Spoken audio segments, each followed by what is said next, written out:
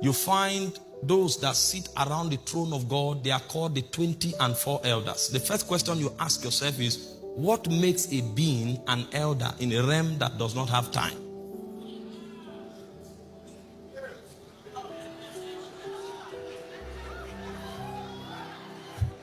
What is the parameter? What makes a being an elder in a realm that is not regulated by the forces of time? But as you study their operation, you discover two things stand out. Number one, they are custodians of the secrets of God.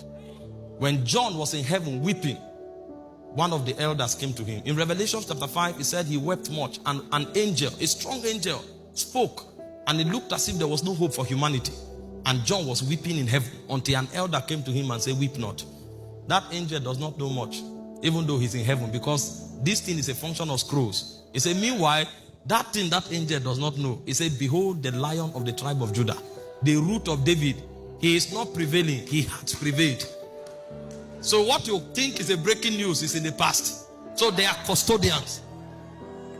They are custodians. That's one of the things that makes them elders. And the second thing is that they are beings of brokenness. Although they have thrones, they have crowns, they don't wear them. Neither do they sit on the thrones. They prostrate and they keep worshiping day and night. They cast their crown. And so you find certain features about this being, and the kind of power they wield is enormous.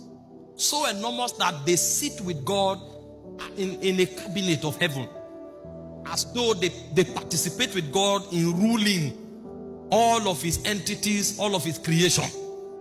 But you see, that's not all you see in heaven. There are other creatures called dominions. Dominions are princes that are sent to govern over realms that are created. So a dominion is actually a prince that has a territory.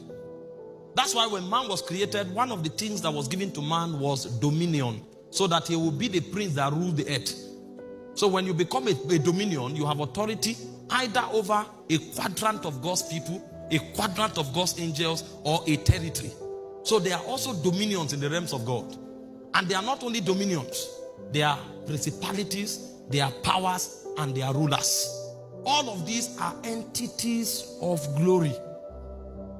Now, when God decided to create man, the realms of the spirit had existed for eons. Because it's not regulated by time, it will be futile to attempt to determine the age of that realm. But that civilization had gone on for only God knows how long. And suddenly God decided to create another realm and to create another entity. Now, the reason the subject of man has become a concern is the fact that the statements God made when he made man, considering what has been, is why I am troubled.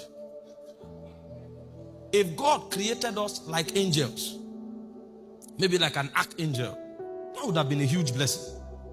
Because there are some angels that, the Bible spoke about an angel that passed through the earth in one night and slew 185,000 people. Now, what kind of might is that? What weapon was he using? The Bible said they excel in strength.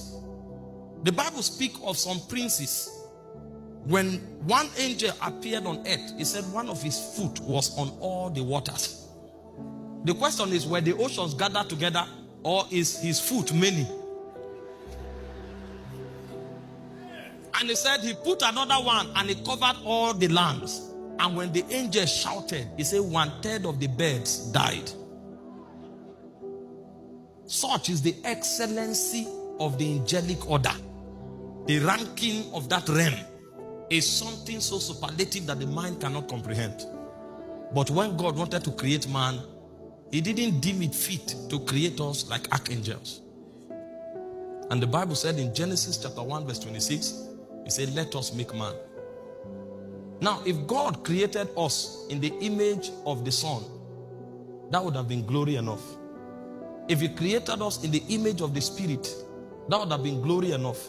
If he created us like the Father, that would have been glory enough. But he said, let us make man in our own image, after our likeness. That means when you study into man, you are going to find the dimensions of the Holy Ghost. You are going to find the dimensions of the Son, and you are going to find the dimensions of the Father. No wonder the psalmist was contemplating in Romans chapter 8 verse 4. He said, what is man? It's not who is man, it's what is man. Because the infrastructure that is gathered together here is not. That means to understand man, you have to study God. Because we were created to reflect him.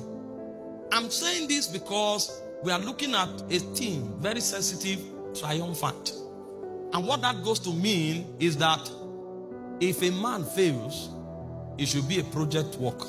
You need to study how he was able to fail, because he was not created to fail. He is designed in the image and in the likeness of God. He operates in the God class. He functions after the order of the divine. His expression should reveal the likeness of the Elohim. So that when you want to know God in a very detailed sense, you are supposed to look at the projection of God, which is the man who was created in his image and in his likeness. How did he fall? And how was it that failure became part of his expression? It's a mystery that will be studied for all aeons. Because the man was not designed to fail. When God created man, he decided to do a test run. And he said, these animals have been named, but go and name them, let's see what you will call them. And the Bible said, every name the man called the animals was the name thereof. He didn't make one mistake. He operated at the mental frequency of divinity. Everything they were called was what he called it. And he didn't need to peep into any document, because when he looked into himself, he drew out rivers that are eternal. The very essence of God was expressed through him in a likeness that was after the order of the divine. But this man fell. And he said, they know not, neither will they understand. He said, they will walk on in darkness. He said, for I have said, ye are gods, because you are the children of the Most High. You were created to model God. You carry his DNA and you have the power to reveal his dimensions.